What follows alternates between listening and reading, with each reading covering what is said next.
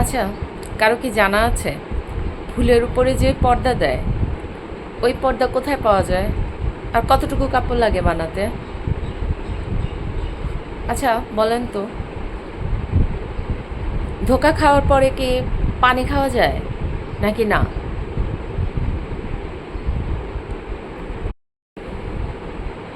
আচ্ছা বলেন তো, কাউকে যদি তেল মারতে হয় তাহলে কোন তেল সব থেকে ভালো হবে?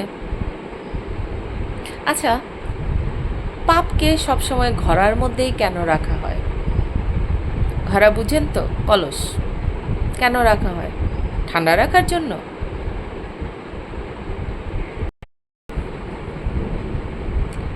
ভাবতেছি মনের উপরে পাথর রাখবো।